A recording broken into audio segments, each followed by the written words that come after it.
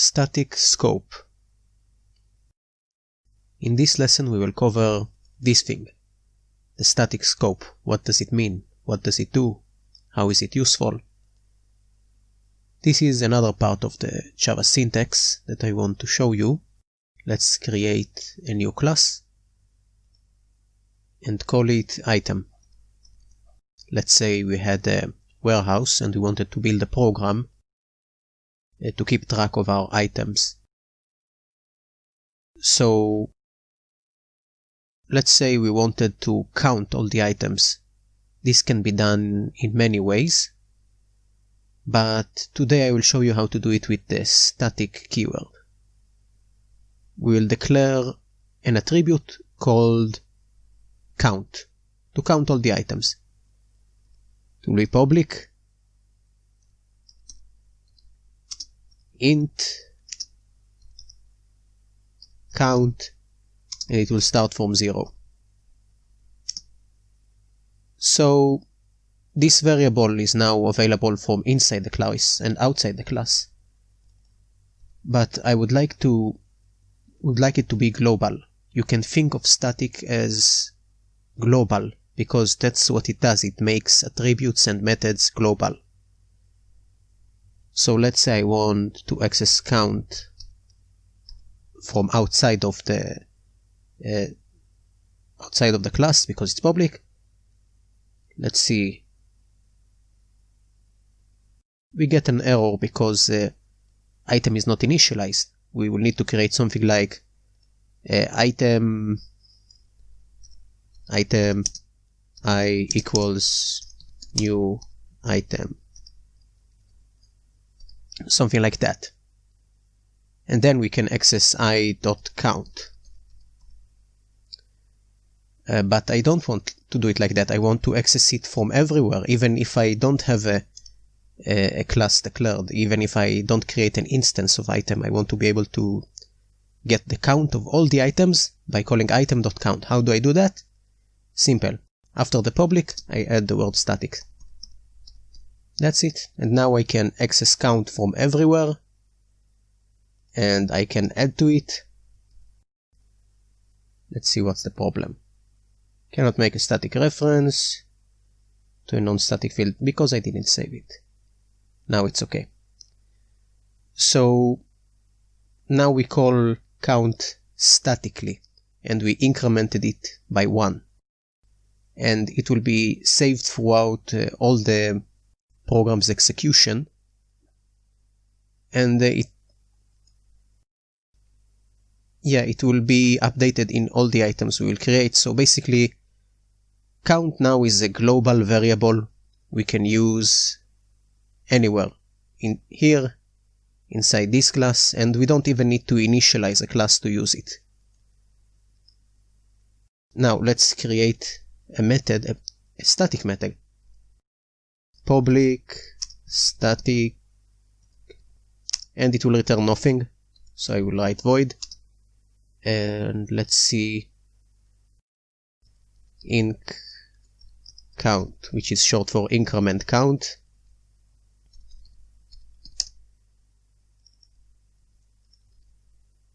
And the only thing it will do is to increment count.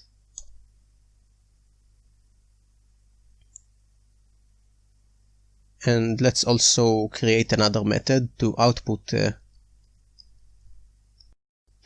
count.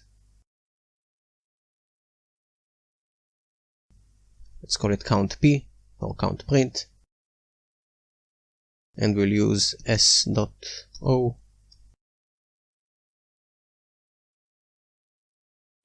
We will call simply count. From inside the class itself we can call it as count alone, but outside we need to tell Java where we are calling count from. We are calling it from item. So now I can use increment count to do this, to do the same as I do here. without exposing the count itself. in case I would like to do other things when I increment the count. And let's do the count print item.countp, and let's run it, and you will see it will return 1. You will have 1 in the console, as you can see. If we will use increment count a few times, you will see it will be 3. Let's delete these. So basically we are using two methods without creating an instance of a class, without doing that. And inside of them we are using a variable or an attribute that is basically global, can be accessed from anywhere and used everywhere without declaring a class. Now let's do something practical. Let's say every time item is created, I want count to be incremented by 1. I wanted to use inc count. So let's create a constructor.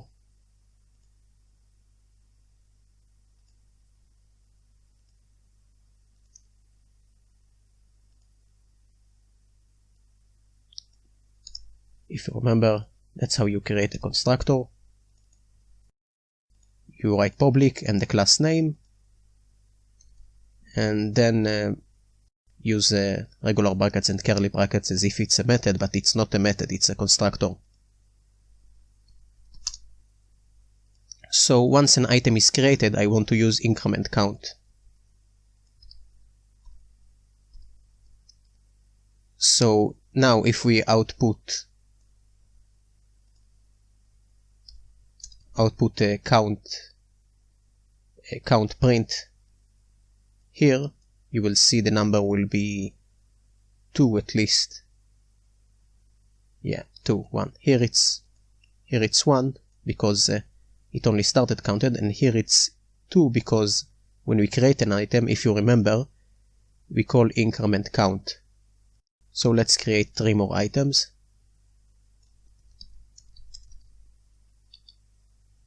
Now you will see a bigger number here.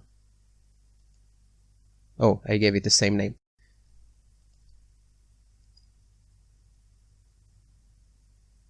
Four items. Well, actually it's 3, but we started counting from here, just to demonstrate that you can use a static method from everywhere. This might not seem useful to you now, but it can be very useful if you need global variables.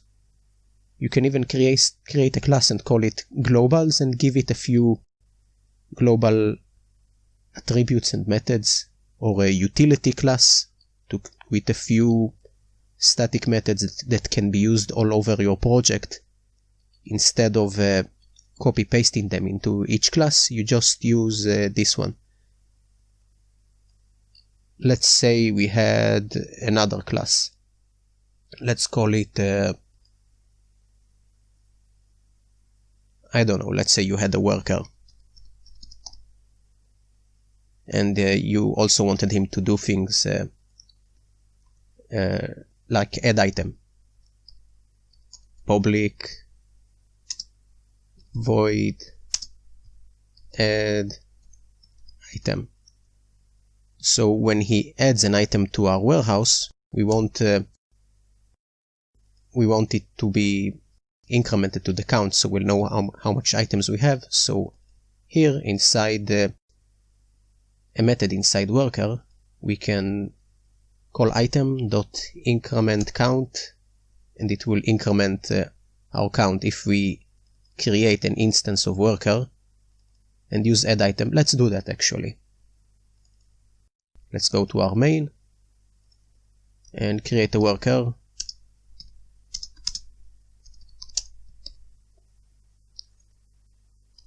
And let's use the add item method for worker, and you will see it will be here. It will be changed into 5 because count will be incremented again.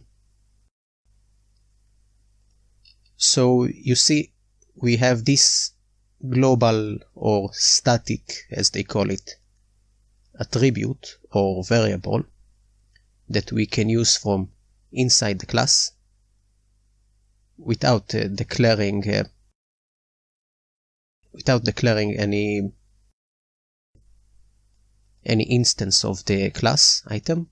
We can use its methods, its static methods only, which manipulate count without creating an instance of item.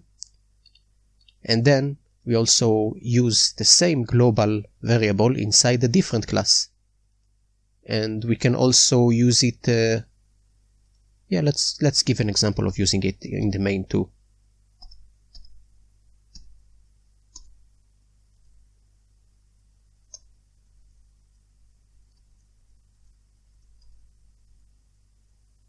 So we use it outside of the class, we use it inside of the class without declaring any instance of the class, and we use it in a different class, again without declaring an instance of item. We use the name of the class itself to invoke or call the count global variable or static.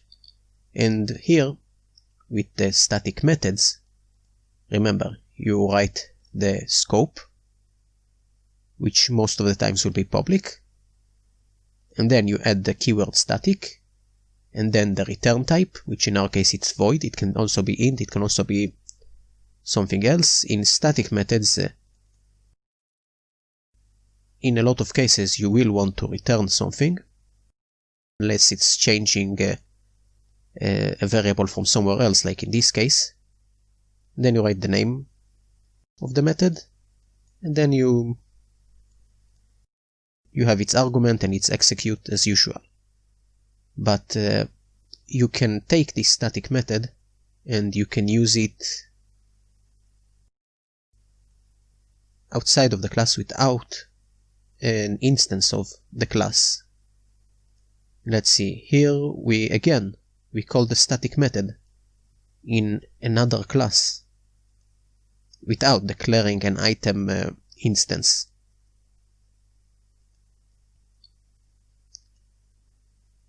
So basically static is, you can think of it as global. I don't know why they called it static. Global is more fitting. It's everything but static. You can use it everywhere, you can manipulate it everywhere if it's an attribute. The same with the static method. You can call it from everywhere, you don't need to declare an instance of the item. Actually, we've already been using it. As you can see, the S class has a static method called O, and it gets an object which is the most primitive data type, which can be any data type. And then it just uses the system.println, that long annoying thing I don't like to write, and passes the S to it. And as you can see, we use s.o everywhere in all of our projects, once we include the S class, of course. So we've already been using a static method all over this course almost from the beginning.